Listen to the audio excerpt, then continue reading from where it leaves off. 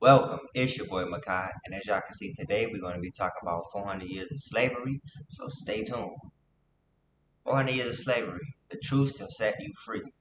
What impact did the enslaved Hebrew Israelites have? Be sure to stay tuned so I can answer that question for you. Here we go. Jamestown, Virginia, in the year 1619 is when America committed the greatest crime in the world history: the kidnapping, the rape, the brutal enslavement of Yah's chosen people. Who do y'all think Yah's chosen people are? Is it you? Because I know it's me. Scattered from our homeland after destruction of Jerusalem in 70 AD, the Israelites were scattered throughout the earth.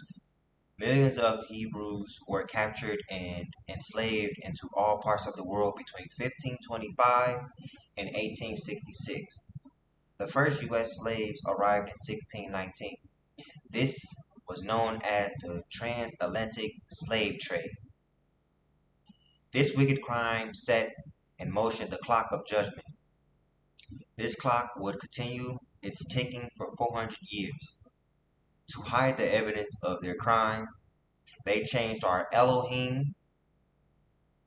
They beat our Hebrew language out of us, changed our names, and defiled us with their heathen meat and practices. You Gentiles. They controlled us.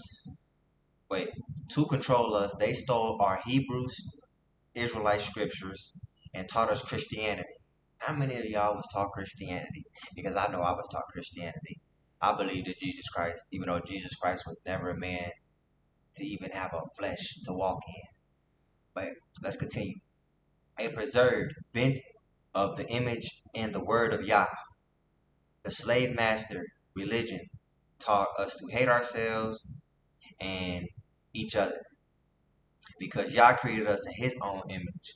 He created us, not the white people, the brown people, the people that are melanated. He created us in his own image. And we eventually begin to hate Yah. Meanwhile, the clock keeps ticking.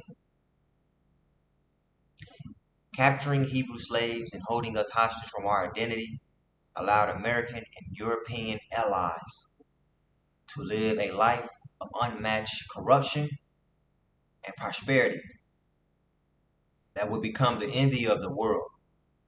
America became the richest nation on earth by forcing us into slave labor. Your ancestors, my ancestors, our ancestors was forced into slave labor. Like they used to say our slaves, well, our ancestors used to pick cotton. Your ancestors, our ancestors, was forced into slave labor. The Constitution of the United States claimed that Hebrew slaves were only to be considered three-fifths of men. So many white Americans, even to this day, consider us less than human. Come on now, y'all. I need y'all to think. That's why I'm making this video. I want to wake y'all up. Because Jesus Christ is not y'all Savior, first of all. It's Yeshua HaMashiach. The U.S. refused to pay our ancestors any compensation between 1619 and 1863. And even still to this day, they refuse to pay us. The U.S. refused to pay our ancestors any compensation between 1619 and 1863 at the signing of the Free and Order. This amounts to over 244 years of free forced labor. Oh my God, that's crazy. Stolen patents and intellectual properties. These stolen innovations allow America unlimited resources to build the greatest military and become the world's superpower. Yet, the 400-year clock kept ticking. That's crazy, gang. I hope I'm talking to y'all right now, man. Like y'all are actually not just hearing me, but hearing me. You know what I'm saying? Because a deaf person could understand what I'm saying if I was doing sign language. The U.S. systematically destroyed our communities, even when we were law-abiding citizens. Our most prosperous town, known as Black Wall Street, was firebombed from the air by supremacist terrorists that were sanctified and protected by the U.S. government. Crazy. In 1921, Hebrews in America was denied basic human rights and endured racist depriving that was supported by racist Jim Crow laws. Come on now, y'all. I'm pretty sure if y'all my age, which I was born in 2003, y'all learned about the Jim Crow laws. Y'all was taught. It was talked about in school. But yeah, that's crazy. Many Hebrews emerged to withstand these injustices, and they were murdered, imprisoned, lynched, and beaten for it. Come on now, y'all. They talk about this in school. Like they tell us our ancestors was being hanged by trees. Come on, wake up. The U.S. government infiltrated and subverted every Hebrew movement to reestablish our heritage and to heal our broken communities. We bled and sacrificed for the Civil Rights Act in 1964. But today, it's about to be crazy. So listen up. The LGBT agenda, feminized, and every other subgroup profits from our blood, our ancestors' blood. I'm gonna reread this one. But today, the LGBT agenda, feminized, and every subgroup profits from our blood, sweat, and tears, while we, while we reap none of the benefits. I scratch my head on that one, y'all, 'cause that's crazy. We reap none of the benefits, but they got the LGBT, the pride. They got a whole month for them to celebrate their life. I'm sorry if I'm offending anybody, but don't take this to the heart. You know, I'm just trying to help you wake up because you are chosen. God chose us. Yahweh chose us. He chose us to be his children, not the white people, not the Gentiles. But let's carry on. When we showed strong signs of Hebrew solidarity in the 1960s, America deceived us with the Food Stamp Act in 1964. This hidden agenda proved to be fortunate to the so-called black community by permanently destroying Hebrew marriages and families. Black women were financially encouraged to separate from their husbands and to separate children from their fathers. As y'all can see today, look at the black community. We are destroyed. And listen up, jobs, educations, and opportunities were withheld from most Hebrew men, and they fell into the temptation of crime and hopelessness. Our Hebrew families were destroyed while Americans prospered. The Gentiles, the white people. How are we the kings and queens of this planet or this earth and we at the bottom of the barrel? All black people, they started off in poverty and they may end up in poverty their whole life. That's crazy.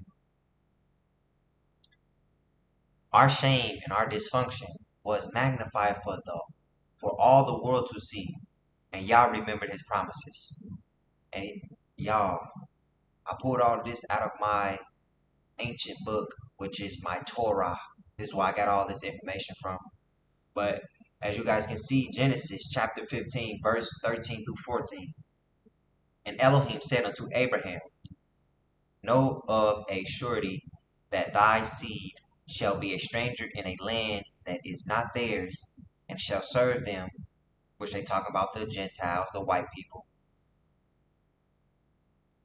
and they shall afflict them 400 years. Verse 14. But I will punish the nation, which he's talking about America. But I will punish the nation. They serve all slaves. They serve as slaves. And afterwards they will come out with great possessions. He's talking about us. So we were served as slaves, but in afterlife we will have great possessions. Just read the Torah from front to back, from Genesis to Revelation. Read it, because the Torah is the guide to the Hebrew Israelite ignorance. Like, that's our manual, our instructions. We follow that. You follow the narrow way, you going to heaven. I can tell you that right now. But if you don't follow the narrow way, I'm sorry, but you're going to be getting tormented afterlife. It's that. Proverbs chapter 8, verse 13. The fear of yhwh is to hate evil, pride, and ignorance, and the evil way, and the forward mouth do I hate. Landing of Negroes at Jamestown, 1619. So it's about to get real, because if y'all pay close attention, we are the ones on the ground with the chains on our neck, and the Europeans and the Americans are the ones in these nice tuxedos. So just pay attention as I stroll down. So here we are, guys. This is us right here. We are the ones being captured and being held and being enslaved, while these people here are the ones enslaving us. So I hope this video helped y'all out. I do have some more to read, but I hope this touched y'all in some kind of way. I hope I was speaking to y'all spirit and not y'all flesh. Hope I can help y'all wake up to the truth, because I was recently just woken up to the truth. It was hard for me for the past 20 years I was living, man. What impact did the enslaved Hebrew Israelites have? So before we were enslaved, we were the most powerful people on this earth. He made us in his image. Think about that.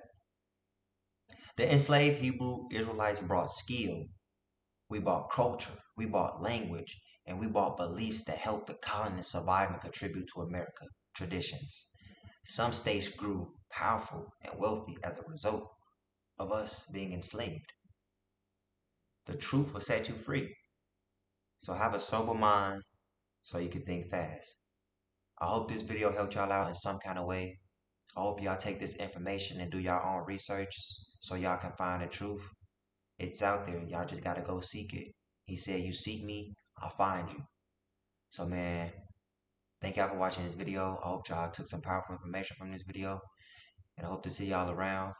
It's your boy Malaki. And we out.